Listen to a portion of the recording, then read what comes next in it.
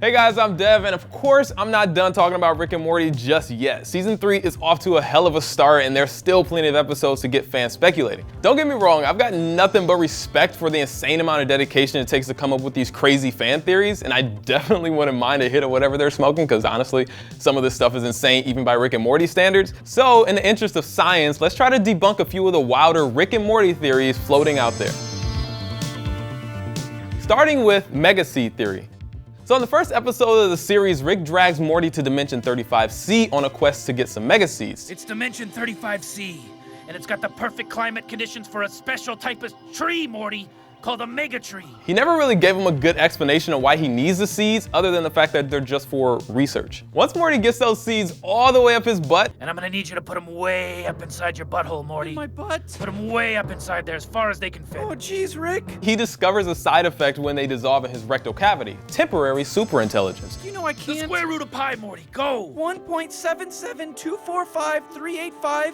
Whoa. And that got people thinking, fittingly, what if Rick isn't the smartest mammal in the galaxy? We all know Rick never leaves home without his trademark flask, but it may contain something even more special than just booze. According to the theory, he fills the flask with a concoction of ground up mega seeds, and the only reason he's constantly guzzling is so he can maintain that super genius intellect the juice gives him. That would explain why he wants the seeds so badly and why he won't tell Morty what they're really for. Sounds plausible, right? I mean, Rick is always drooling, and we know that's a side effect of the seeds. Oh, man. Oh, jeez. Oh.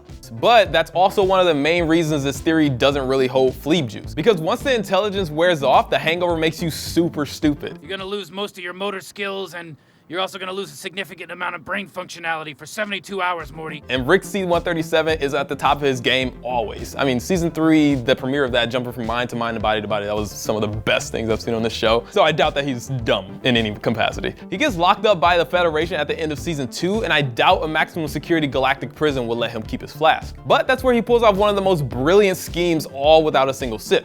Yeah, he could have smuggled the flask in somehow, but that doesn't really cover the bigger paradox. Megatrees only grow in another dimension, and the only way for Rick to get there is with the portal gun that he invented. You know, that highly coveted piece of tech that the smartest minds in the multiverse can't figure out? My goodness, children. Relinquish the illegal technology to the nearest Federation representative. So if he's only a genius with the help of the seeds, there's no way he could have invented the gun to go get them in the first place. It's a classic chicken and egg scenario, though I guess it is possible that an alternate Rick dropped in on him to give him the gun or the seeds. Well, how's this? Someone straight up asked Dan Harmon in a Reddit AMA last year. He said the flask just contains plain old vodka. I have a lot of vodka. Then I'll take one of those. I don't need the rest. God, whatever, Rick. The booze keeps Rick anchored to his identity, and if he gave up the vodka for some crazy sci-fi brain juice, Rick would just lose sight of who he is. It's not 100% official, but word of God is as close to canon as it gets. So let's move on to a couple of theories involving time travel shenanigans. In the wild sci-fi world of Rick and Morty, you've got to think time travel is on the table, right? Hey, man, remember me? I got something for your ass. Don't someone mess with time. I mean, there's a big cardboard box marked time travel stuff that's been sitting in Rick's garage since day one. And messing with the time stream opens up a whole mess of possibilities. Like the theory that Rick C-137 is actually a grown-up Morty. Maybe the real Rick died on one of their adventures, leaving his Morty stranded and helpless outside of his home dimension. He spent decades searching for his Rick, drowning his grief in alcohol and growing up to be the drooling image of his grandpa. What have you done to me, Morty? Until one day he traveled back in time to the universe where Rick abandoned his family and started the whole thing over again with his younger self. There's a whole lot of problems with this one, mostly the fact that Mortys are some of the stupidest beings in the multiverse. When a Rick is with a Morty, the genius waves get canceled out by the, Morty waves. It's literally the entire reason Ricks hang out with them. And we've already debunked the Mega Seed theory, so unless Morty figured out a way to make himself super smart and block his idiot brainwaves, it doesn't work. Not to mention the fact that there's literally an entire council of alternate Ricks, and none of them seem to notice that C-137 is, you know, not a Rick. There's another even weirder theory that comes to us courtesy of Reddit. You know how every Rick has a Morty, but only ours seems to have a Summer? We learned in Rick Minutes that in a lot of universes, Beth doesn't accidentally get pregnant in high school. Fine, I'll find a world where you bothered to have me. We're playing Yahtzee. The theory goes that Rick abandoned Beth on purpose, leaving her in an awful emotional state so she'd make the ultimate bad decision of hooking up with a teenage Jerry. Which sucks because Jerry, honestly. If you can find one too, we should be safe for hours, maybe days. That way, he'd get his very own summer for extra brain jamming. Problem is, the theory assumes that Rick already knew about Morty and Summer's brainwaves before they were born. And the only way that works is if he traveled forward in time to find out. These are just the tip of the icebergs when it comes to the time travel theories, but again, the creator shut this one down. See, Dan Harmon and Justin Roiland, they hate time travel. Just listen to them talk about it in this interview with CBR. Time travel is a real shark jumper. Yes, it is. It's just a dangerous toy to pull out. The closest the series has come to time travel is in A Wrinkle in Time, and even there, they never actually travel backwards in time.